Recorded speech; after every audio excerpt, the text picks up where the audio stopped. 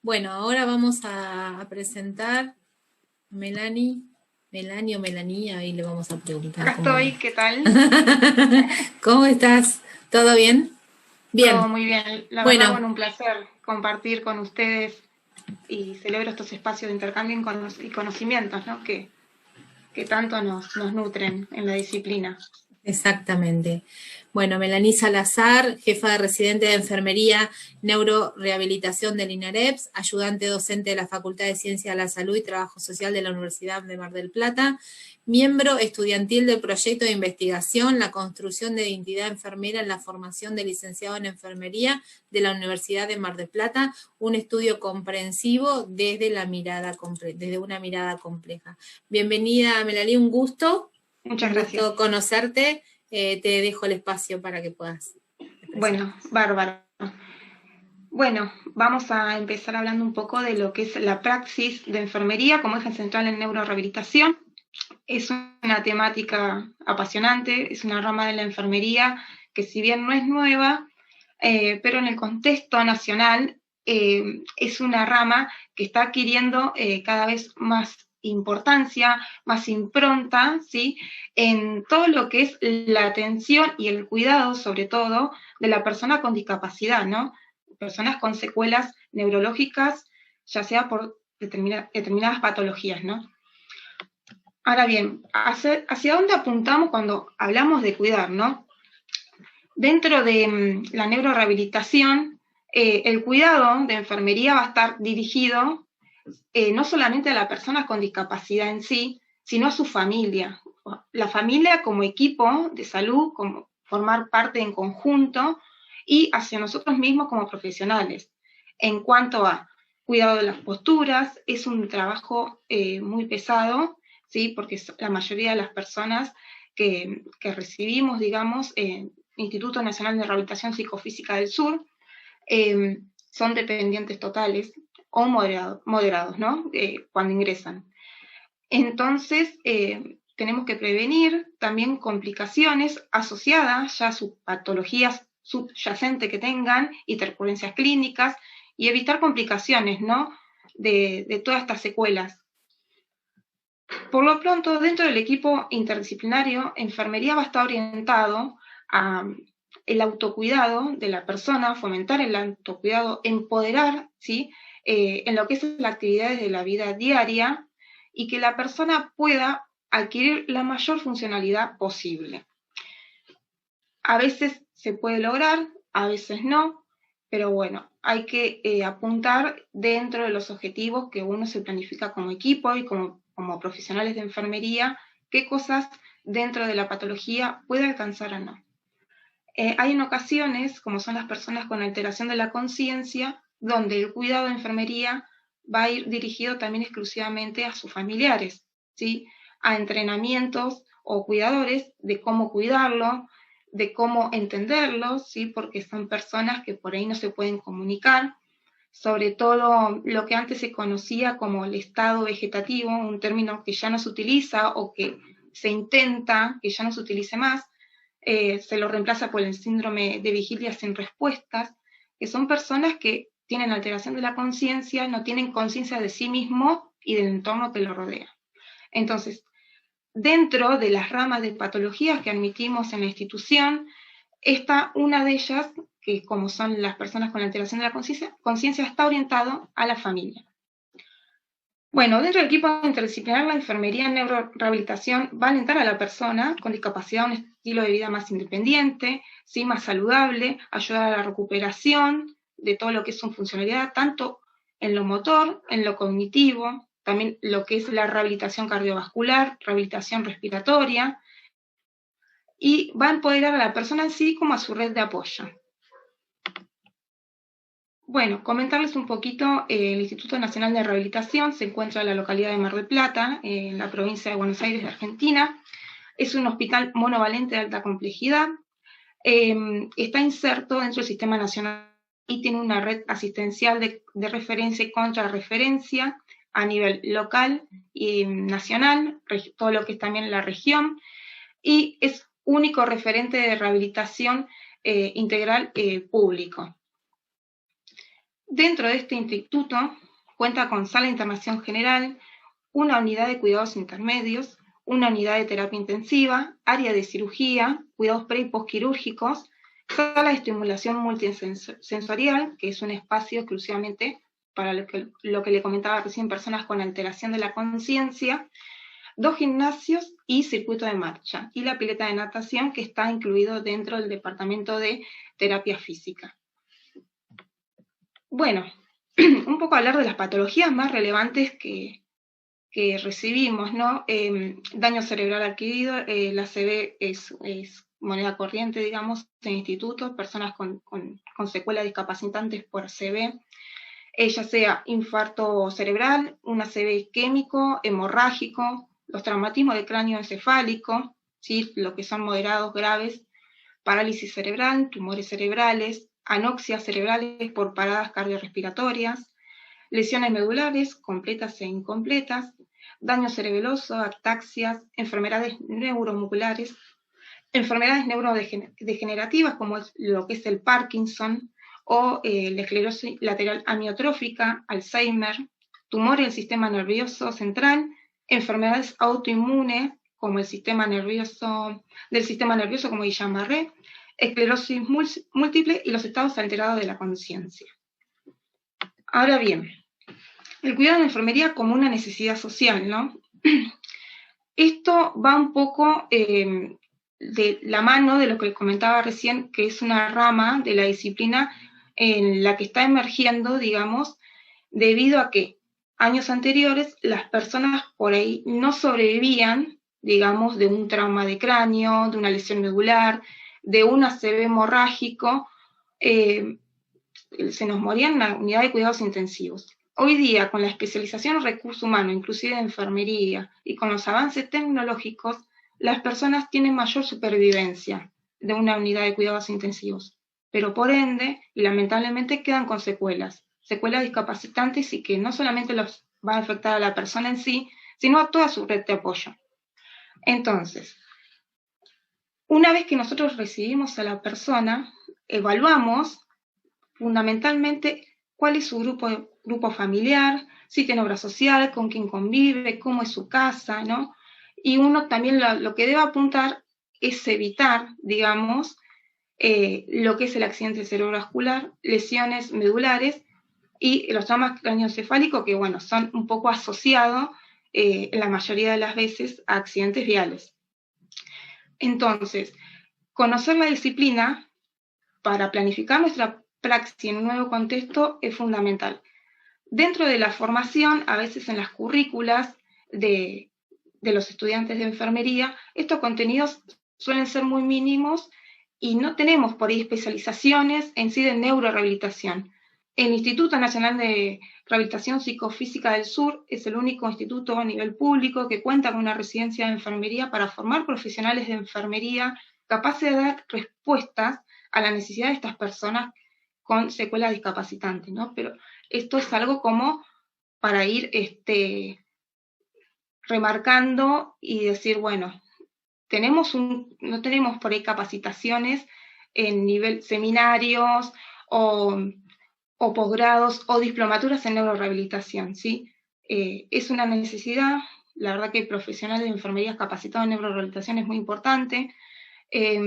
Dentro de lo que es, digamos, la Agencia Nacional de Discapacidad, hace poco se ha conformado un grupo, ¿sí?, de diferentes equipos interdisciplinarios, ya sea de INAREPS o de otros hospitales de referencia de rehabilitación, para capacitar enfermeros, médicos, kinesiólogos, terapistas ocupacionales en otras áreas de la provincia.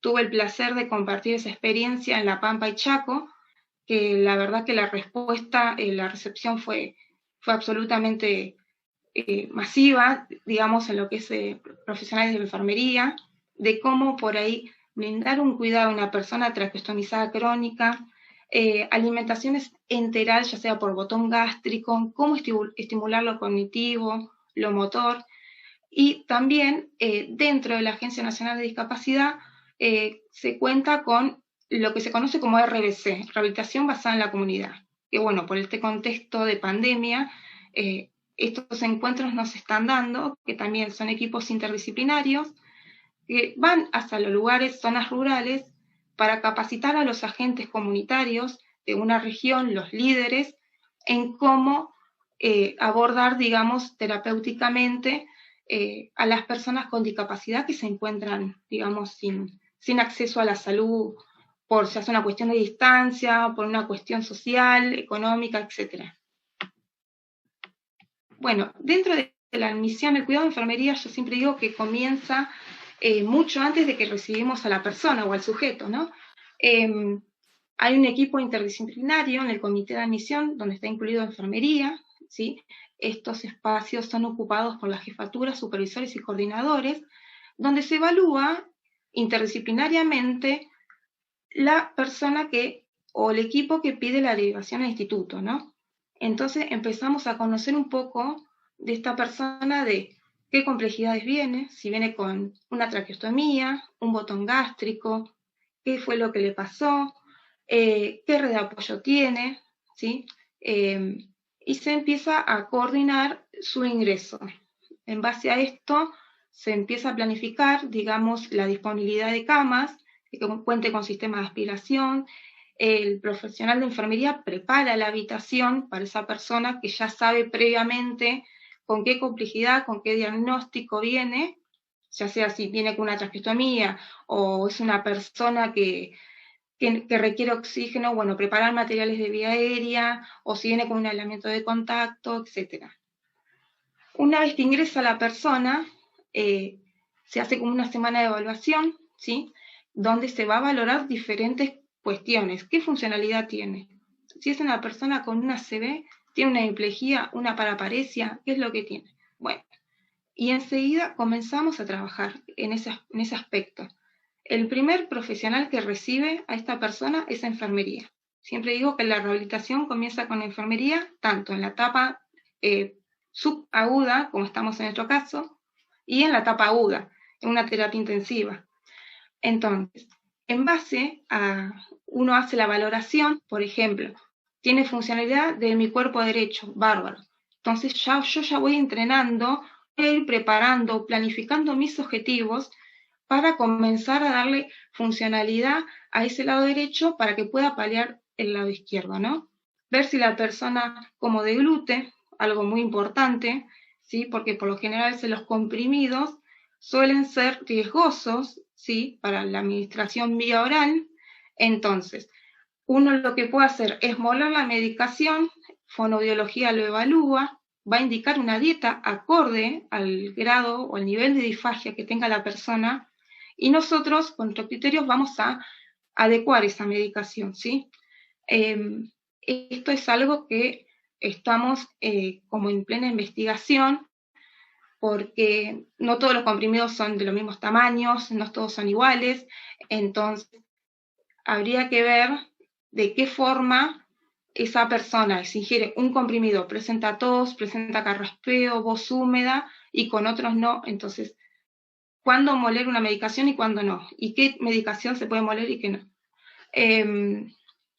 Luego, bueno, presentarse con la familia. Por lo general, las personas ingresan solos, salvo en las personas con la alteración de la conciencia, que se requiere un acompañante porque tenemos que entrenar a este familiar, ¿sí? Para los cuidados de la persona, ya sea en cambios de posición, cuidados posturales, equipamientos, ¿sí?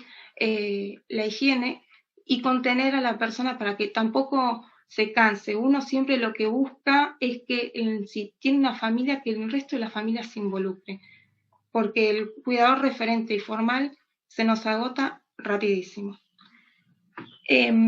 Bueno, esta semana de evaluación también lo va a comprender todo lo que es el médico o la médica de fisiatría. Se va a asignar una silla de ruedas, porque uno lo que aspira inmediatamente es salir de la cama, a sentarlo. Kinesiología, terapia ocupacional, trabajo social y psicología. Bueno, se empiezan a definir objetivos, bien, con qué contamos, cómo vamos a abordarlo, qué vamos a esperar a corto plazo. Siempre los objetivos, sobre todo en enfermería, son a corto plazo, ir evaluando de cada 15 días y demás, tenemos un protocolo, un manual de procedimientos y todo protocolarizado. De cada ingreso vamos a medir escalas de dependencia. Por ejemplo, la escala de Bartes es una de las que utilizamos, escala de Braden. Si la persona viene con una vía periférica, utilizamos una escala de Maddox, que es una escala de flebitis. Utilizamos la escala de Doughton, que es una escala de riesgo de caídas, que es muy común, ¿no? Y es algo muy a prevenir estas cuestiones. Y fácilmente vamos armando nuestro plan de cuidado para cada persona, individualizado, depende su patología, ¿no? Vamos en el transcurso de tiempo, a reevaluar los objetivos, ¿no? Por ahí a veces uno es muy entusiasta y aspira una persona que, bueno, podemos sentarnos en la silla, tiene funcionalidad del lado derecho, bárbaro. Vamos a propulsar la silla de rueda, incentivarlo a esto, y por ahí la persona lo puede hacer porque tiene una luxación de hombros. Entonces, bueno, reevaluar ese objetivo y animar a la persona a que continúe con cosas muy pequeñas. Esto también lo que hace es disminuirnos a veces la ansiedad, ¿no?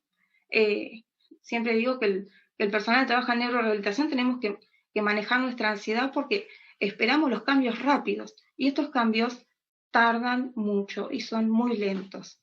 En todo este proceso, enfermería acompaña a esta persona porque también a veces anímicamente tienen muchos altibajos, ¿sí? Sobre todo porque hay cosas que antes la podía realizar, que eran independientes, y hoy día están dependiendo de otra persona, por ejemplo, para cepillarse los dientes, ¿no? Así que bueno, son cosas como a tener en cuenta. Luego tenemos los criterios de alta. Cuando la persona ya cumplió sus objetivos de rehabilitación, cuando ya sabemos que lo que queda son secuelas de lo acontecido, se empieza a planificar dónde va a ir esa persona, con quién va a estar, si va a tener obra social o si no tiene obra social, de qué forma, que ahí intervienen mucho la disciplina de trabajo social en conseguir una obra social, empezar los trámites jurídicos, el certificado único de discapacidad. Entonces, ver dónde va a ir. Si la persona va a la casa, lo que se va a hacer en una primera instancia es evaluar ese domicilio y esa vivienda. Tenemos un equipo que se llama Entornos Inclusivos, que está compuesto por trabajadoras sociales, arquitecta y terapia ocupacional, que va a evaluar esa casa, ¿no? La persona va a quedar en una silla de ruedas, bueno, se evalúan las medidas de las puertas, si el baño es accesible, si tienen escalones, escaleras y demás, y se le brinda un informe detallado a la familia de algunas modificaciones para hacer para el hogar, ¿no? Bueno, y también lo que se apunta es a ir descomplejizando, ¿no? Si la persona viene con una sonda vesical, ¿por qué está con esa sonda vesical? Esta persona, derivamos a urología puede evaluar y empezamos a ver, bueno, ¿le podemos sacar la sonda vesical? Sí, por ejemplo, en lesionado medular, le sacamos una sonda vesical. Bueno, posiblemente no pueda orinar por sus propios medios, entonces descomplejizamos de la sonda vesical permanente, pero tenemos que educar, ¿sí?, a realizar cateterismo, por ejemplo, intermitentes. La persona, de acuerdo a su nivel de lesión, lo puede hacer la persona misma, o cateterismos intermitentes que se hacen cada 4 horas, o lo hace enfermería y educa a un miembro de la familia, ¿no? Por lo general, estos procesos son muy largos, duran entre 6 meses, 8, hemos tenido personas internadas 1 año y medio, no solo por una cuestión de rehabilitación, a veces lo traba mucho la cuestión social, a veces el sistema es muy lento para que salga una obra social, ¿sí? Entonces, bueno, un poco se apunta del día cero en estas cuestiones. Luego se plantea una etapa de seguimiento posalta, que una de las cuestiones que más tenemos con recurrencia son por ahí las lesiones por presión. La verdad que es una problemática en neurorehabilitación bastante importante. Recibimos muchísimas lesiones por presión, tardan mucho, y cuando la persona se va de alta, a veces reingresan, no por una cuestión de rehabilitación en sí, sino para darle resolución a una lesión por presión que tienen que entrar a un quirófano, hacer un colgajo, estar pronada 1 mes, 2 meses, ¿sí? Entonces son cuestiones como el seguimiento va orientado un poco a estos casos. Y también a las personas con alteración de la conciencia. Como le comentaba en el dispositivo anterior, tenemos un dispositivo que es la sala de estimulación multisensorial, que en esa sala van personas que tienen un estado mínimo de conciencia o están con un síndrome de vigilia sin respuesta. Esto es un entorno cuidado de estímulos a lo que voy es a luz, ruidos, pocos profesionales abordando a la persona, ¿sí? Porque son personas que se fatigan, digamos, tienen mucha fatiga cerebral. Entonces, los estímulos tienen que ser cuidados, disminuidos. Algunos emergen de la conciencia, empiezan a comunicarse, empiezan a sonreír, responden a sus nombres, y una vez que medimos una escala, que es la escala de recuperación del coma, una vez que llegamos a un puntaje de 23 o por encima de 20, ya estaríamos hablando de que la persona emergió de la conciencia, ¿sí? Luego de esto se planifica un tratamiento convencional, continúa con modalidad de internado y va a ir al gimnasio donde ya el estímulo es un poco más fuerte, más intenso, pero la persona lo va a poder soportar. Pero en muchos casos no ocurre así. La persona queda con la alteración de la conciencia y esa persona en algún momento tiene que regresar a su hogar. Hay que darle el alta, ¿sí? Cuando los criterios ya están, los objetivos están cumplidos por parte del equipo. Y ahí viene el entrenamiento a la familia y a la contención de la familia. Entonces, el seguimiento post-alta se hacen controles. La persona con su familia vuelve cada 3 meses, 4 meses, se vuelve a evaluar esta escala de recuperación del coma, por ahí hubo algún cambio, y se brinda contención a los cuidadores formales e informales, a la familia. Y se orienta también al equipo tratante, porque estas personas siguen con una terapia de mantención, de rehabilitación. Se orienta al equipo tratante con algunas prácticas o unas cuestiones de cómo estimularlo. Bueno, esto es un poco en base a eso. Y también, como comentar un poco el departamento de enfermería, enfermería cumple varios roles, digamos, en lo que es el cuidado asistencial, en gestión, ¿sí? Y tenemos, como ya le había comentado, nuestra residencia de formación, ¿sí? De enfermeros en neurorehabilitación, que la residencia comprende por ahí lo que son 3 ejes: lo asistencial, docencia e investigación. Bueno, a nivel individual, bueno, el profesional de enfermería se encarga de asistir, de estimular, rehabilitar, ¿sí?, a la persona que se encuentra internada. Y buscando siempre el empoderamiento y el autocuidado de la persona misma acorde a su funcionalidad, ¿no? Orientar a la familia en cómo cuidar, cómo poner una prenda de vestir, por ejemplo.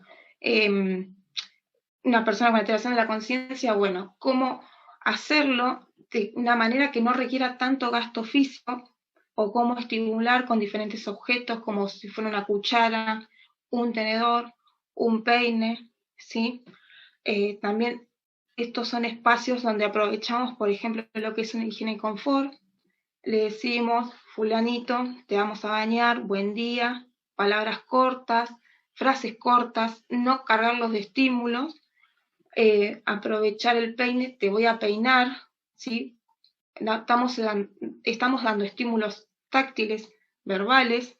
Aprovechamos también la hora del baño para lo propioceptivo, lo sensorial, pasar una esponja, un jabón que sienta el olor, un perfume, el perfume que utilizaba anteriormente, la temperatura del agua. Son todas diferentes informaciones y estímulos que la persona va recibiendo para lograr de alguna manera de que esas cositas que hacía antes de que tenga la lesión neurológica, pueda incorporarlas y de alguna manera estimular a la conexión y facilitar la neuroplasticidad, ¿no? El aprendizaje diario.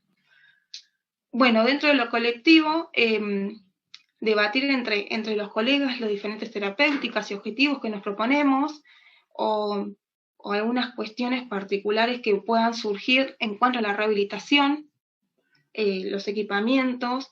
El trabajo interdisciplinario es fundamental, si no es muy difícil el abordaje. Enfermería trabaja en conjunto con fonoaudiología por el tema de la dieta, qué tipo de alimentos puede comer, si la persona puede ingerir agua o no, o si ese líquido lo tiene que ingerir por medio de un sorbete, controlando el volumen de lo que ingiere, si puede comer semisólidos, sólidos. Bueno, son cuestiones que se va evaluando, ¿no? Y también con la nutricionista, nosotros estamos en la ingesta de sus alimentos y también informamos, bueno, comió el 50% de la ración, no llega al 100%, esto no le gusta, y bueno, ir viendo de cómo podemos articular para que pueda tener su aporte nutricional. También trabajamos con terapia ocupacional, fundamental para las actividades de la vida diaria. Yo, por ejemplo, yo sé que abajo, digo abajo porque en el instituto estamos en un primer piso, enfermería, también tenemos un consultorio de enfermería. Todo lo que es las terapias de rehabilitación están en el sector de, digamos, en planta baja. Entonces, bueno, por ejemplo, yo sé que están entrenando vestido de tren superior, bárbaro. Arriba, a veces, uno por los tiempos que tiene enfermería, tenemos muchísimos internados, los viste uno, bueno, tenemos un tiempo, bueno, fulanito, vestite del lado derecho que yo después me encargo del izquierdo. Bueno, ir entrenando estas cuestiones. Yo sé que ya lo hace de manera independiente con terapia ocupacional porque me comunico con la TO, bárbaro. Toma tu remera y colócatela y vamos viendo qué dificultades tienes, cómo orientarlo. También lo que son los pasajes de cama a silla de rueda o viceversa, ver si la persona lo hace de manera independiente, requiere supervisión, una mínima asistencia, moderada asistencia o máxima asistencia. También contamos con Lister, que son elevadores hidráulicos.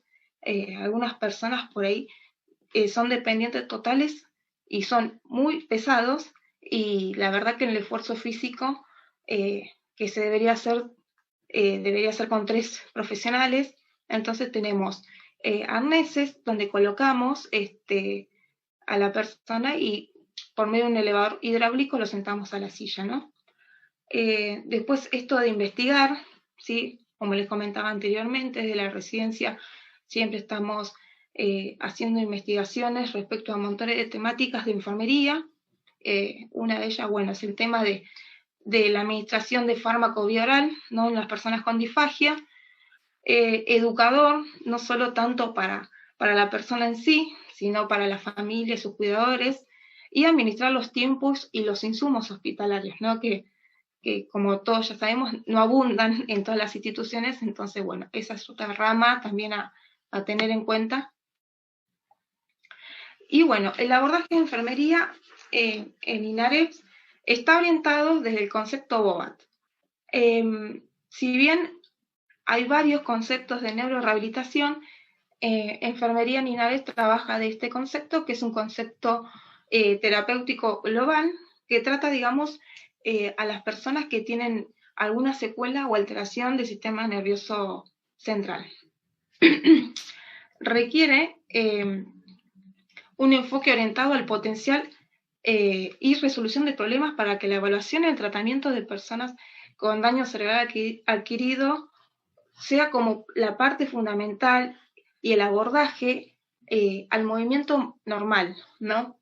Cuando hablamos de movimiento normal, estamos hablando de el tono muscular que tenga esa persona, cómo inicia un movimiento, por ejemplo, cómo inicia el movimiento a colocarse una remera, y la funcionalidad de que este movimiento y de que este tono muscular le da esa función.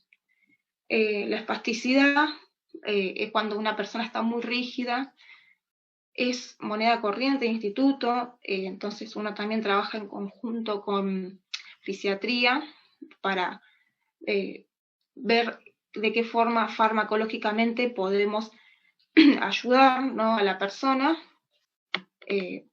porque a veces los músculos se acortan tanto bueno, que a veces requieren instancias quirúrgicas para poder resolver, ¿no? Y le dificultan la función. Siempre uno va orientado a la función. Bueno, dentro de la disciplina de enfermería se da un proceso de aprendizaje que está diseñado en el contexto de las transiciones de movimiento, por ejemplo, el cuidado del cuerpo, las posturas, conocer, tener cuál es la percepción que la persona tiene de su cuerpo. Yo sé que tiene una hemiplegia derecha, yo voy a estimular más perdón, el lado derecho, me voy a parar sobre su lado derecho, lo voy a llamar por su nombre, le voy a decir, tocate la oreja derecha, o si le coloco, por ejemplo, una cuchara en la mano, llévala a la boca, o mira la cuchara. Entonces, estimular el lado derecho siempre para que pueda recepcionarse y tener una impronta de su propio cuerpo, ¿no? En lo espacial. Vestirse, la ingesta de alimentos, lo que es la eliminación y posicionamiento. En cuanto a la eliminación, un poco es la rehabilitación urinaria, que sobre todo por ahí en lesionado medular cuesta un poco, es muy difícil. Y también tenemos lo que se conoce como vejiga intestino neurogénico, que hay que reeducar ese intestino o reeducar esa vejiga. A veces las condiciones que quedan son permanentes y debemos planificar nuestros cuidados a que la persona no esté constipada, a la que la persona pueda, digamos, orinar, que la persona no se sobrehidrate, que tampoco le falte el aporte de líquidos, ¿no? Es una rama bastante compleja en ese sentido. Y esto hablando un poco de la enfermería en neurorehabilitación las 24 horas, ¿no? Si bien durante la mañana los internados están en sus terapias de rehabilitación, luego están en el piso, ¿no? Por ahí se levantan, tenemos una sesión de recreación y deportes, donde tienen otras actividades también, pero bueno, durante las 24 horas permanecen con nosotros. Entonces, como decíamos anteriormente, la neuroplasticidad requiere un aprendizaje de 24 horas. Por esta razón, todos los grupos profesionales que influyen en la postura y el movimiento de la persona, incluido enfermería, debemos orientarnos a los principios del concepto OVA, lo que hablábamos, movimiento normal, tono postural, ¿sí?, iniciación del movimiento, para asegurar el éxito del aprendizaje del proceso terapéutico general. La rehabilitación no termina, digamos, al mediodía con las terapias, continúa con enfermería en el piso, ¿sí? Ahora, ¿qué puede pasar? Si bien nosotros trabajamos en un tercer nivel de atención, a veces nos convertimos en un segundo nivel de atención, por así decirlo, porque estas personas suelen presentar complicaciones. Entre ellas, una de las más comunes son las infecciones del tracto urinario. Por ende, la persona va a requerir antibiótico-terapia, por ahí pasar al sector de cuidados intermedios, o puede tener una complicación respiratoria. Entonces, si bien nuestros cuidados van a ir orientados más a los agudos, no tenemos que perder el cuidado en rehabilitación. Si la persona está con un plan de antibióticos o tiene una vía central, bueno, está hemodinámicamente estable, bueno, lo sentamos en la silla, lo sentamos al borde de la cama. Le acercamos una palangana con un espejo para lo que adquirió, digamos, en su proceso de rehabilitación, no lo pierda por una intercurrencia clínica. Y después, como comentarles sí, un poco a grosso modo, en la unidad de terapia intensiva también se apuesta mucho a esto, ¿no? Si bien la persona está más crítica, uno lo que busca con los cuidados posturales, con equipamiento, ya sea una valva, ya sea una rodillera, una codera, darle confort a la persona y mantener las posturas anatómicas y musculoesqueléticas de una forma de que luego, cuando pueda, digamos, hacer el winning y darle, digamos, pase a la sala de internación general, todas las secuelas que por ahí quedan de alguna neuropatía no sean tan severas, ¿no? La verdad que con todo esto de la pandemia, uno como que ya va preparando, digamos, las alertas y ya sabemos que la neuropatía por el paciente crítico va a ser una de las cuestiones que vamos a tener que trabajar de forma ardua, porque la verdad que se está viendo que las personas que por ahí sobreviven al COVID quedan con mucha debilidad muscular y con trastornos también cognitivos muy importantes. Ahora bien, dentro de esta enfermería, las 24 horas rehabilitando, ¿no? Las repeticiones específicas facilitan la automatización de acciones y secuencias de movimiento. Por ejemplo, en un cuidado postural, cambiar un decúbito lateral, con posicionamientos con almohadas, con rollo de toallas, con valvas, con coderas o rodilleras, mantenerlas también durante, por ejemplo, la hora de descanso, siempre y cuando no generen incomodidad, ¿no?, a la persona. Las variaciones dan al sujeto la oportunidad de realizar modificaciones, lo que aumenta su libertad de acción. Esto es siempre, una vez que la persona adquiere una función, puede realizar determinada actividad de la vida diaria, ya sea por ahí cepillarse los dientes, bueno, lo puedo hacer una vez, 2 veces, que continúe haciéndolo y nosotros vamos a asistir en aquellas actividades que la persona no puede realizar, ¿sí? O por ahí las puede realizar pero no sabe cómo. Entonces vamos a orientarnos de ese punto. Lo que la persona lo pueda hacer, que lo realice. Siempre y cuando gestionando por ahí también los tiempos, porque esto también lo que pasa, hay muchos internados y a veces necesitan desayunar, a las 9 tienen que bajar, entonces es como para ir coordinando un poco.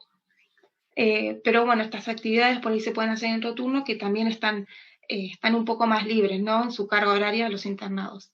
La automatización de esta capacidad libera capacidades adicionales en lo que es la atención o acciones paralelas.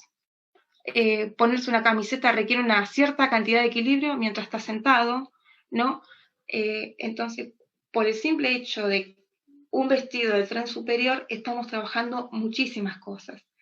Por ejemplo, en los cuidados posturales, el prono es uno de las posturas sumamente beneficiosas para todo lo que es elongar la cadena posterior. A veces uno habla de prono y enseguida imaginamos una unidad de terapia intensiva, una persona intubada, una falla respiratoria, una hipoxia, pero el prono en neurorehabilitación es muy importante, obviamente como una medida terapéutica y no de descanso, ¿no? Y siempre evaluando la tolerancia de la persona.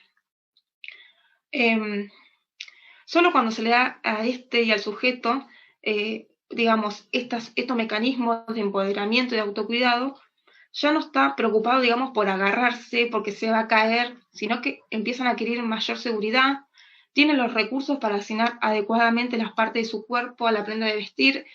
Eso es decir, que digamos, en lo motor está funcionando y en lo cognitivo y en lo propioceptivo y en lo sensorial también ya identifica, digamos, su lado izquierdo, su lado derecho, la línea media. Por lo general, a veces cuando vemos una postura en sedente que se nos van, bueno, a la orden verbal, ¿cómo estás posicionado? Ponete más derecho. Entonces ellos se miran y saben, por ahí no lo tienen la capacidad de darse cuenta, digamos, enseguida, pero la orden verbal o poniendo un espejo como terapéutica, entonces ellos pueden, digamos, acomodarse en lo postural. Bueno, si el sujeto siente que se mueve con mayor fluidez y armonía, está motivado para ayudar, ¿no? Está colaborativo, porque se entusiasma, ven que algunas cosas que antes no las podía hacer, ahora ya puede empezar a hacerlas, entonces todo es una retroalimentación, ¿no? Y en la medida que el sujeto puede hacer esto, el profesional de enfermería desmantela gradualmente la asistencia, lo que hablábamos hace un rato, y lo conduce a una mayor independencia y participación en el entorno social. Si bien hoy en día El instituto continúa funcionando, digamos, como un centro de rehabilitación. Tenemos asignadas áreas para rehabilitación. Cuando los ingresos vienen, digamos, ya sea de su domicilio, de otro hospital, se encuentran en otras alas, digamos, donde están aislados por 14 días hasta que no desarrollen ningún síntoma de COVID, y luego pasan, digamos, al proceso de rehabilitación. Durante estas estadías, por lo general las personas están muy ansiosas, muy deprimidas, extrañan a su familia, no todos tienen la oportunidad por ahí o los medios para comunicarse por una videollamada y demás, entonces ahí es donde entramos nosotros un poco en esta cuestión de empática de acompañar y de asistir, ¿no? Y de ver de qué forma podemos hacerles llegar un video o que concretar una videollamada y demás.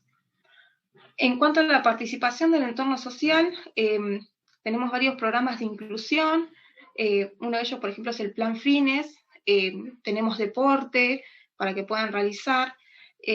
Y bueno, siempre orientados a la reinserción social. Lo que pasa mucho es que ellos están en INAREPS, están como en una burbuja, contenidos, no tienen barreras arquitectónicas, pueden desplazarse, pueden entrar al baño, pueden digamos, vivir su calidad de vida de otra manera y se encuentra con una sociedad donde no puede subir a una vereda, entonces esas cuestiones a veces son un poco cruentas y debemos prepararlos, digamos, para las barreras arquitectónicas de la sociedad. Un ejemplo es la persona anda en silla de ruedas, ¿no? Y debemos enseñarles, por así decirle, a hacer el famoso Willy con la silla de ruedas. ¿Es algo riesgoso? Sí, pero lo tienen que aprender. ¿Por qué? Porque a veces no contamos con rampas en las calles. Es triste, pero bueno. Y después, como como para ir cerrando, ¿no? Bueno, comentar que en la residencia, dentro de la formación del departamento de enfermería, tenemos la residencia y ahora se está trabajando también en un curso de neurorehabilitación para enfermería, porque ingresan muchos profesionales de enfermería por ahí que trabajan más en los agudos y van aprendiendo sobre la marcha. Entonces, es brindar un enfoque, ¿sí?, de capacitación de cómo abordar terapéuticamente a estas personas, ¿no? La residencia es muy joven, es muy prematura, pero bueno, de a poquito vamos a ir haciéndola crecer y los invitamos a todos y a todas que quieran conocer un poco más de este mundo, que es hermoso y apasionante, para capacitarse, ¿no? Bueno, eso es todo por hoy. Un placer haber compartido estos momentos con ustedes. Y Gracias, espero Melanie. preguntas y aportes que consideren pertinentes. Espero no excederme con el Preguntas tiempo. no, preguntas no hay, solamente excelente. Saludos desde Perú, excelente panelista. Y bueno, para cerrar un poco esto, bueno, yo anoté 3 factores importantes que vos hablabas de la autonomía del paciente, lograr la mayor autonomía del paciente, también formar a la familia y adaptarla a la nueva vida del paciente, y esto de la adaptación de comunidad, ¿no? Porque no está preparada la comunidad para trabajar, para recibir a un paciente discapacitado. Sí, Recuperado. dificilísimo, Claudia.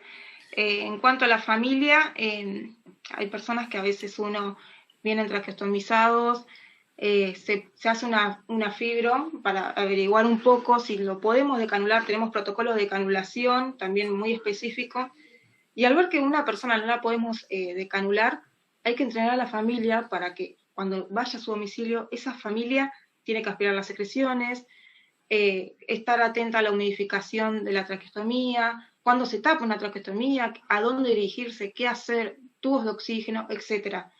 La verdad que la familia se convierte en enfermeros, terapistas ocupacionales, kinesiólogos, la verdad que aportan muchísimo y por lo general un dato que quiero mencionar casi siempre, los cuidadores referentes son mujeres. que tienen dejan sus trabajos, dejan sus vidas para el cuidado exclusivamente de ese familiar, ese ser querido que queda con una discapacidad, la mayoría son severas. Qué importante es el rol del enfermero ahí, ¿no? Poder capacitar y Tremendo, formar sí. A la familia, contenerla, porque se nos derrumban, Clau. Se les derrumba, exactamente, y ustedes adelantarle eso, ¿no? Lo que pueden llegar a sentir y cómo se van a sentir y en qué situación y cómo se van a encontrar. Uno siempre con el equipo va siendo muy, muy prudente con esa cuestión. Cuando tenemos que dar información, por ejemplo, de pronósticos, no lo da un miembro solo del equipo, sino que planificamos clínicas de equipo, nos ponemos de acuerdo qué decir, qué no decir, hasta dónde, cómo decirlo, y después nos reunimos todo el equipo con la familia para brindarle, digamos, tampoco para que no caiga en la responsabilidad de uno. No, totalmente. No, y aparte que, bueno, recordarle a la gente que esto es a nivel nacional y que ustedes reciben de todas las provincias, ¿no? ¿No es así? Tal cual. Con diferentes culturas. Exacto, eso es lo que te iba a decir, Hay que adaptarse también a la zona circunscripta, de donde viene la persona. Y que, totalmente. Por ejemplo, hablando un poco de la atención primaria de salud, si tienen un CAP cerca, o porque por lo general muchos no tienen obra social. Y la verdad que a tramitar una obra social, por ejemplo, de provincia, o ya sea PAMI, llámese IOMA, tarda no menos de 6 meses. Ni hablar en este contexto que está todo trabado. Entonces ya sabemos que tenemos internados que van a estar largo tiempo y por lo general no se puede derivar a instituciones geriátricas porque no te lo aceptan, porque son jóvenes, tendrán 40 años, no tienen la edad para, y tampoco tenemos dispositivos del Estado donde derivarlos. Si hay privados, entonces una vez que sale la obra social hay que hacer un recurso de amparo, lleva muchísimo tiempo. Sí, y ahora en épocas de pandemia también ustedes están afectados en eso también, ¿no? Porque son un centro de recepción también. Tal cual. Bueno, Melanie, muchas gracias por tu disertación y muy interesante. Y sí, los invitamos a todos a que conozcan la residencia del INAREP porque es muy buena, es muy interesante. El lugar es hermoso, está muy bien cuidado, está muy bien organizado, así que los invitamos a que ingresen a la página y si tienen alguna en la duda, página tenemos el mail de docencia, se pueden comunicar ahí. Si no, tenemos un mail de la residencia que es residenciaenfermeriainareps@gmail.com. También nos pueden contactar, casi siempre lo recepciono yo, así que no hay ningún inconveniente. Buenísimo. Enfermería tiene que estar en todos lados. Es un rol muy importante. Así que bueno, muchas gracias Melanie y éxitos. A vos, claro. Gracias. Bueno.